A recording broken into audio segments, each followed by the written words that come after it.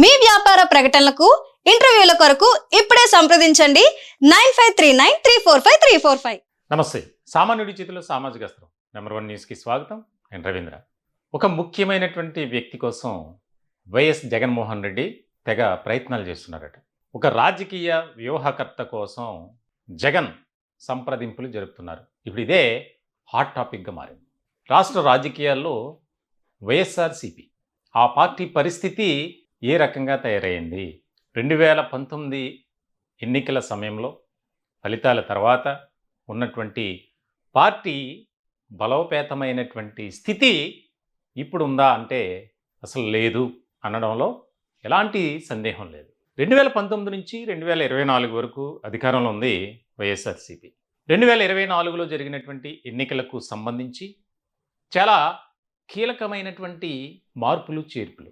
5 ఏళ్ల పాటు అధికారంలో ఉన్నటువంటి ఫ్యాన్ పార్టీ తమ ఉనికిని తమ ప్రాబల్యాన్ని కొనసాగించేందుకు తీవ్రమైనటువంటి ప్రయత్నాలు చేసింది ఆ పార్టీ. ముఖ్యంగా జగన్మోహన్ రెడ్డి ఆయన వెళ్ళినటువంటి ఆ విధానం చూస్తే తప్పకుండా రెండోసారి మళ్ళీ వైఎస్ఆర్సీపీ బంపర్ మెజార్టీతో అధికారాన్ని కైవసం చేసుకోబోతుంది అనుకున్నారు. కానీ ఫలితాలు చూస్తే దానికి భిన్నంగా తారుమారయ్యాయి. చాలా కీలకమైనటువంటి అంశం ఏంటంటే వైనాట్ 175 అనే ఒక సరికొత్త నినాదంతో రాష్ట్ర వ్యాప్తంగా 175 నియోజకవర్గాల్లో పర్యటించినటువంటి సందర్భం.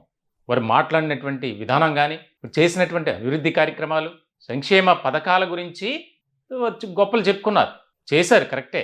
అభివృద్ధి చేయలేదు అనట్లా, సంక్షేమ పథకాలు ప్రవేశపెట్టలేదు అనట్లా. కానీ దాని వెనుకున్నటువంటి అంటే స్కీముల వెనుక స్కామ్లు అది ఎవరికి తెలియనటువంటి అంశం.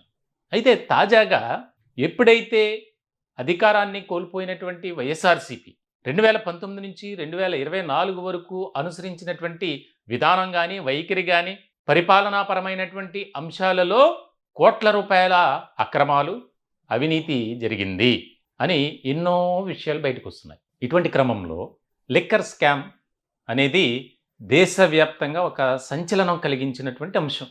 దాదాపు 3,500 కోట్ల రూపాయలు చేతులు మారాయి. అంటే ఒక రాష్ట్రానికి సంబంధించినటువంటి ఆదాయ వనరులకు గండి కొట్టినటువంటి ఫ్యాన్ పార్టీ నేతలు ఇప్పుడు కొంతమంది జైల్లో ఉన్నారు, మరికొంతమంది విచారణ ఎదుర్కొంటున్నారు, మరికొంతమంది పరిస్థితి అయితే ఎప్పుడు తాము జైలుకి వెళ్తామో తెలియనటువంటి పరిస్థితి.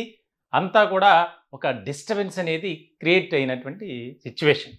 సో ఇలాంటి సందర్భంలో ఇప్పుడున్నటువంటి పరిస్థితులు కనుక మనం ఒకసారి బేరీజ్ వేసుకుంటే పరిశీలిస్తే పార్టీ పరిస్థితి అంటే 2019 సమయంలో పార్టీ విధానాలు కానీ పార్టీ అనుసరిస్తున్నటువంటి ఆ యొక్క ఏవైతే ఉన్నాయో దానికి సంబంధించి 80% వరకు బాగానే ఉంది అని చెప్పుకోవచ్చు. కానీ ఇప్పుడు అది 10%కి పడిపోయింది.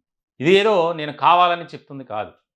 రాజకీయ వర్గాల్లో అలాగే పొలిటికల్ ఎక్స్పర్ట్స్ దానికి సంబంధించి ఒక కీలకమైనటువంటి చర్చగా దీని మీద డిస్కస్ చేస్తున్నారు. ఇటువంటి క్రమంలో ఇప్పుడు తాజాగా వైఎస్ జగన్మోహన్ రెడ్డి ఒక వ్యూహకర్త కోసం చూస్తున్నారు. 2019 ఎన్నికల్లో ప్రశాంత్ కిషోర్ అనే రాజకీయ వ్యూహకర్త వైఎస్ఆర్సీపీని 151 సీట్లకు తీసుకొచ్చినటువంటి ఘనత. ఒక రకంగా చెప్పాలంటే అతను ఇచ్చినటువంటి ప్రత్యేకమైనటువంటి వ్యూహం ఏదైతే ఉందో అలాగే ఆదేశాలు కానీ సూచనలు కానీ ఏ విధంగా ప్రజల మధ్యకు వెళ్ళాలి, ఏ విధంగా దాన్ని మనం ప్రజా అభిమానాన్ని కూడగట్టుకోవాలి అన్ని విషయాల్లో ప్రశాంత్ కిషోర్ అండ్ టీం గట్టిగా పనిచేసింది. కానీ ఇప్పుడు ఆ పరిస్థితి ఉందా? లేనే లేదు. ఎందుకనంటే 2019 ఎన్నికలైన తర్వాత ప్రశాంత్ కిషోర్ టీం కొద్ది రోజులకే అక్కడి నుంచి బయటకు వచ్చినటువంటి పరిస్థితి. రాబిన్ అనే అతను ఈ యొక్క ప్రశాంత్ కిషోర్ టీంలో ఒక పర్సన్. ఆ వ్యక్తి పార్టీని లీడ్ చేసినటువంటి సందర్భాలు ఉన్నాయి. కానీ ఇప్పుడు ఆయన కూడా బయటకు వచ్చారు. అంటే ప్రశాంత్ కిషోర్ టీంలో ఎవరూ కూడా వైఎస్ఆర్సీపీకి పనిచేయటానికి సిద్ధంగా లేదు. దానికి అనేక కారణాలు, చాలా కాలిక్యులేషన్స్ ఉన్నాయి, అలాగే మరికొన్ని ఈక్వేషన్స్ ఉన్నాయి. దీనికి సంబంధించి ఇప్పుడు ప్రస్తుతం రాష్ట్ర రాజకీయాల్లో వైఎస్ఆర్సీపీ పాత్ర ఏదైనా ఉందా అంటే ఏమీ లేదు. ఆ పార్టీ వల్ల కూటమికి వచ్చే నష్టం ఏమీ లేదు.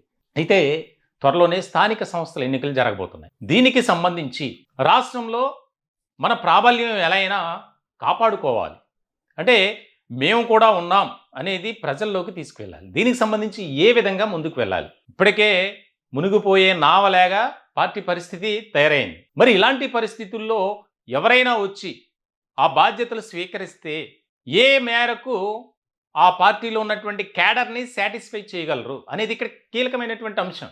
ఎందుకంటే ఇప్పుడున్నటువంటి పరిస్థితుల్లో చాలా బలంగా ఉన్నటువంటి పార్టీ ఏదైనా ఉంది అంటే రాష్ట్రంలో జనసేన, ఆ తర్వాత తెలుగుదేశం పార్టీ. ఇక మిగిలిన పార్టీల గురించి పెద్దగా చెప్పుకోవాల్సినటువంటి అవసరం లేదు, బీజేపీ కానీ కాంగ్రెస్ కానీ ఇట్లా. సో ఇటువంటి సందర్భంలో ప్రశాంత్ కిషోర్ టీంలో కొంతమంది సభ్యులను ఈయన సంప్రదించారని, దానికి సంబంధించి వారు చాలా సున్నితంగా ఆ ప్రతిపాదనను తిరస్కరించారని ఒక చర్చ నడుస్తుంది. కాంగ్రెస్ పార్టీకి వ్యూహకర్తగా వ్యవహరించినటువంటి కనుగోలు సునీల్ ఆ వ్యక్తిని కూడా సంప్రదించినట్లు, ఆయన కూడా మీకు దన్నం బాబు అని చెప్పినట్లు ఇప్పుడు ఇది విస్తృత స్థాయిలో ఒక చర్చనీయాంశమైనటువంటి టాపిక్గా మారింది.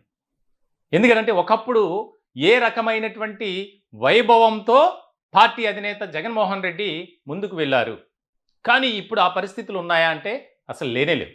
ఎందుకనంటే ఒక పక్కన కేసులు, ఒక పక్కన అరెస్టులు, మరో పక్క విచారణలు, ఇలా రకరకాలుగా జరుగుతున్నాయి. పార్టీ చుట్టూ ఏదో మూలిగ నక్కపై తాటికే పడ్డట్టు అన్న చందంగా సామెత లెక్క ఉంది పార్టీ పరిస్థితి. పార్టీలో ఉన్నటువంటి క్యాడర్ కూడా నిర్వీర్యం అయిపోతున్నారు, బలహీనపడుతుంది క్యాడర్. దానికి ముఖ్యమైనటువంటి కారణం ఆయన చేసుకున్నదే. ఎందుకనంటే కొంతమంది ఒక గ్రూప్ ఆఫ్ పీపుల్ని చుట్టూ పెట్టుకొని క్యాడర్ని నిర్లక్ష్యం చేయటం. ఎవరైనా సరే ఆ నలుగురు మధ్యలోనే అక్కడి నుంచే వెళ్ళిపోవాలి. పార్టీ అధినేతగా జగన్మోహన్ రెడ్డికి ఏదన్నా చెప్పుకోవాలి, నియోజకవర్గంలో ఉన్నటువంటి పరిస్థితులను, వాస్తవికతను మనం ఆయనకు తెలియజేయాలి అంటే ఆ పరిస్థితి ఉండేది కాదు. ఇప్పుడు కూడా మళ్ళీ అదే పునరావృతం అవుతుంది. సో ఇటువంటి సందర్భంలో పార్టీలో ఉన్నటువంటి క్యాడర్ కూడా ఎందుకు వచ్చిందిలే మనం ఈ పార్టీలో ఉండాలా, ఏదోటి చూసుకుంటే అని ఇప్పటికే చాలామంది తలవదారి అయిపోయారు. ఎందుకంటే ఒక రాజకీయ నాయకుడు తన పొలిటికల్ కెరీర్ని కంటిన్యూ చేయాలంటే ఒక మంచి సామర్థ్యం కలిగినటువంటి నాయకత్వం కలిగిన పార్టీలో ఉండాలని ఏ ఒక్కరైనా ఇదే భావనతో, ఆలోచనతో ఉంటారు. కానీ వైఎస్ఆర్సీపీలో ఆ పరిస్థితి ఉందా? ఇప్పుడున్నటువంటి ఈ యొక్క సిచ్యువేషన్ బట్టి అయితే అసలు లేనే లేదు. ఏ సమయంలో ఏం జరుగుతుందనేది తెలియనటువంటి పరిస్థితి. జగన్మోహన్ రెడ్డి మా దేవుడు, జగన్మోహన్ రెడ్డి చుట్టూ మేము ఉంటాం, ఆయనకి ఏ కష్టం వచ్చినా మేము నిలబడతాం, మా ప్రాణం ఇవ్వటానికైనా సిద్ధం అన్నటువంటి నాయకులే రాత్రికి రాత్రే కండువా మార్చినటువంటి పరిస్థితి మనం రాష్ట్రంలో చాలామంది విషయంలో చూసాం. సో ఇటువంటి పరిస్థితుల్లో మరి ఆ వ్యూహకర్త కోసం తెగ తపన పడుతున్నటువంటి జగన్మోహన్ రెడ్డి, ఆయన ఆలోచన, ఆయన వ్యూహం మరి ఫలిస్తుందా లేదా ఏంటి? పార్టీని ఎలా నడిపించాలి? గతంలో ఉన్నటువంటి పరిస్థితులు లేవు. ఆయన గతంలో కొన్ని కేసుల మీద జైలుకి వెళ్ళినప్పుడు చెల్లి షర్మిల, తల్లి విజయమ్మ ఇద్దరు కూడా పార్టీని ఒంటి చేత్తో లీడ్ చేసినటువంటి సిచ్యువేషన్.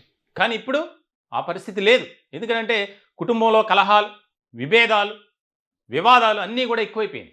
ఆమె కాంగ్రెస్ అధ్యక్షురాలిగా రాష్ట్రానికి సంబంధించి బాధ్యతలు స్వీకరించిన తర్వాత మొట్టమొదటి సమావేశంలోనే నా అన్న ఇలా చేశాడు, జగన్మోహన్ రెడ్డి మోసకారి, అతన్ని ఎవరూ నమ్మొద్దు అని చెప్పి ఆమె కాంగ్రెస్ పార్టీ కంటే కాంగ్రెస్ పార్టీ అధ్యక్షురాలి హోదాలో సోదరుడి మీద తిరుగుబాటు అనేది ఎక్కువ జరుగుతుంది. మనకు తెలిసినటువంటి అంశమే, పెద్ద పట్టించుకోవాల్సిన అవసరం లేదు. సో ఇటువంటి క్రమంలో మరి పార్టీని లీడ్ చేయాలి, పార్టీ కోసం కష్టపడాలి, ఏ రకమైనటువంటి పరిస్థితులనైనా, ప్రతికూలమైనటువంటి పరిస్థితులనైనా ఎదుర్కోవాలి. మరి అలా ఎవరున్నారు? ఆ పార్టీలో ఎవరు లేరు. ఆ మధ్య ఏదో విజయమ్మ తల్లిని కూడా రిక్వెస్ట్ చేశారని, మళ్ళీ సరే నేను ఓకే పార్టీలో ఉంటా అని చెప్పి ఆమె చెప్పినట్లు కూడా వచ్చింది. అదైతే వాస్తవం కాదు. ఎందుకనంటే ఆమె కూడా సైలెంట్ మోడ్లోకి వెళ్ళిపోయారు. సో ఇటువంటి క్రమంలో జగన్మోహన్ రెడ్డి ఆయన వ్యక్తిగత విషయాలు, పార్టీకి సంబంధించి చాలా ఇబ్బందికరమైనటువంటి సిచ్యువేషన్లోకి అయితే వెళ్ళిపోతున్నాయి. ఎందుకనంటే ఆ పార్టీ ఒక రకంగా చెప్పాలంటే చిన్న భిన్నం అయిపోయింది. పార్టీలో ఉన్నటువంటి క్యాడర్ కూడా కలిసి రావట్లేదు. ఎందుకనంటే ఎప్పుడు ఎవరు అరెస్ట్ అవుతారో తెలియదు, ఎప్పుడు ఎవరు విచారణ పేరుతో పిలుస్తారో పోలీసులు తెలియదు.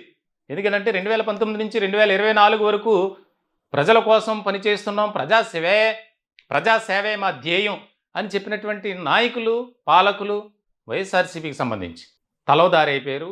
ఏమీ కూడా పట్టనట్టున్నారు కొంతమంది అయితే. పార్టీలో ఉంటూనే మనకి ఎందుకులే కామ్గా ఉంటే పోలా అన్న చందంగా మారింది. సో ఇలాంటి క్రమంలో మరి ఆ వ్యూహకర్త కోసం ఆయన తెగ ప్రయత్నాలు చేస్తున్నారు. మరి ఎవరిని ఆయన ఎంచుకుంటారు? ఎవరు అసలు ఎంచుకోవడం? ఈయన ఎంచుకోవడం కాదు, అవతల వ్యక్తి రావాలి నేను పార్టీకి పనిచేస్తానని.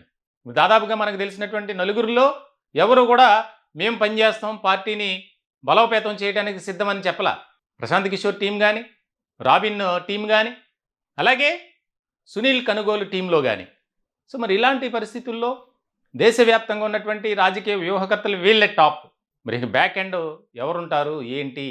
ఆ పార్టీలోనే ఒక వ్యూహకర్తను పెట్టుకుంటారా, లేదా ఆయనే వ్యూహకర్తగా మారతారా అనేది తెలియనటువంటి పరిస్థితి. రాష్ట్రంలో అయితే వైఎస్ఆర్సీపీ పరిస్థితి అగమ్య గోచరంగా మారింది అనడంలో ఎటువంటి సందేహం లేదు. దానికి సంబంధించి ఆసక్తికరమైనటువంటి రీతిలో చర్చ జరుగుతుంది. ఈ టాపిక్పై మీ అభిప్రాయాలను కామెంట్ రూపంలో తెలియజేయండి. దయచేసి మా ఛానల్ని సబ్స్క్రైబ్ చేసుకోండి. Thank you.